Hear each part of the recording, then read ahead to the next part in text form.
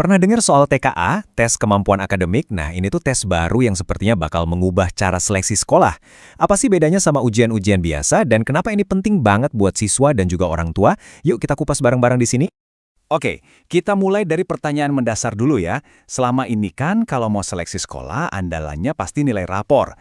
Tapi, pernah kepikiran nggak sih nilai 85 dari sekolah yang satu, apa beneran sama bobotnya sama nilai 85 dari sekolah lain?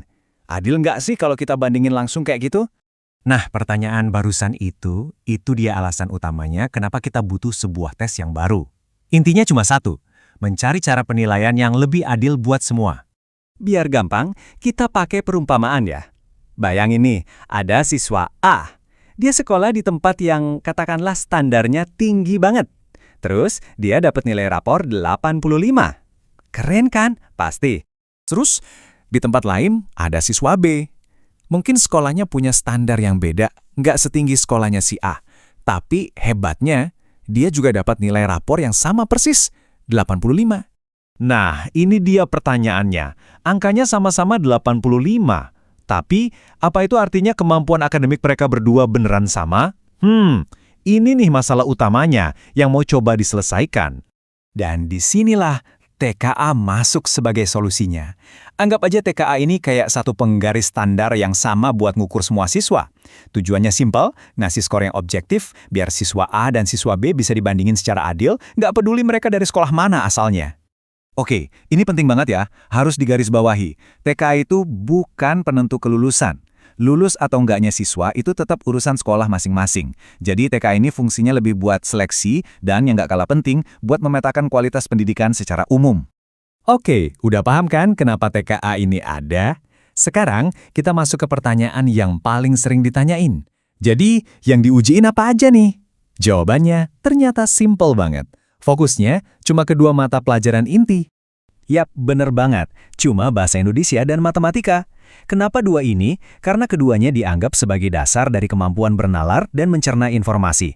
Penting banget buat belajar apapun ke depannya. Nah, buat bahasa Indonesia, ini yang seru. Ini bukan tes hafalan tata bahasa yang rumit ya, lupakan itu semua. Fokusnya jauh lebih ke dasar, yaitu kemampuan kita buat benar-benar membaca dan memahami isi sebuah teks. Dan memahami di sini tuh ada levelnya. Ada 3 nih yang diukur. Pertama, ya paham apa yang tertulis secara gamblang di teks.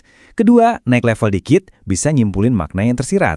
Dan yang paling tinggi, kita bisa menilai dan ngasih tanggapan ke teks itu. Kelihatan kan? Ini lebih dari sekedar bisa baca.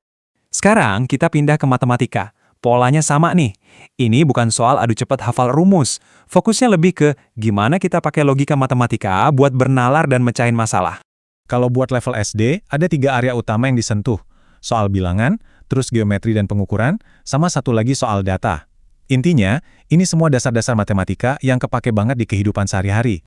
Oke, materinya udah kebayang ya. Terus bentuk soalnya gimana? Apa cuma pilihan ganda biasa? A, B, C, D? Tunggu dulu. Ada 3 jenis soal yang perlu kita kenali. Yang pertama, pilihan ganda sederhana. Ini yang klasik lah ya, pilih satu jawaban yang benar. Terus yang kedua, ada pilihan ganda kompleks. Nah, di sini kita bisa milih lebih dari satu jawaban, jadi harus teliti. Yang ketiga, namanya pilihan ganda kategori. Nanti dikasih beberapa pernyataan, tugas kita cuma nentuin tiap pernyataan itu benar atau salah.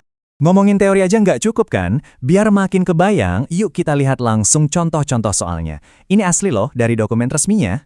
Kita mulai dari contoh soal bahasa Indonesia. Jadi nanti siswa bakal dikasih teks bacaan dulu.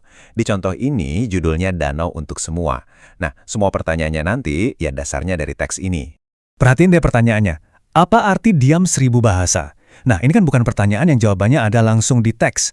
Ini nguji kemampuan kita buat baca yang tersirat, nangkap makna kiasan dalam konteks cerita. Ini contoh level 2 tadi, pemahaman inferensial.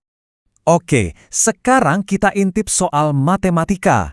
Lihat deh, nggak ada kan soal hitung-hitungan rumus yang jelimet? Siswa justru diminta buat menganalisis data dari diagram batang. Ini bener-bener contoh gimana kemampuan menalar pakai data itu diuji. Terus soalnya bukan berapa jumlahnya, tapi dikasih pernyataan kayak gini. Tugas siswa cuma nentuin, pernyataan ini benar atau salah, berdasarkan diagram tadi. Nah, ini dia contoh soal kategori yang kita bahas tadi. Ini muji kemampuan ngecek fakta dari data. Oke, kita udah lihat materinya, udah lihat contoh soalnya. Sekarang, yuk kita tarik benang merahnya. Jadi sebenarnya apa sih inti dari TKA ini? Tujuannya apa? Jadi, kalau dirangkum ada 4 poin utama. 1. Bikin seleksi jadi lebih adil. 2. Yang diukur itu kemampuan nalar, bukan hafalan. 3. Ini bisa jadi patokan buat guru-guru, biar pengajarannya makin bagus. Dan 4. Ini jadi cara buat ngukur kualitas pendidikan kita secara nasional. Kutipan dari dokumen resminya ini ngejelasin semuanya dengan pas banget. TKA itu ternyata bukan cuma buat nguji siswa loh, tapi juga jadi semacam contekan buat para guru tentang gimana sih cara menilai kemampuan berpikir yang beneran, bukan cuma ingatan. Jadi, jelas ya TKA ini bukan sekedar nambah-nambahin ujian baru. Ini tuh sinyal adanya perubahan. Mungkin pertanyaan pentingnya sekarang bukan lagi belajar apa buat TKA, tapi lebih ke gimana TKA ini bakal mengubah cara kita belajar dan mengajar ke depannya. Nah, ini pertanyaan besar buat kita semua kan?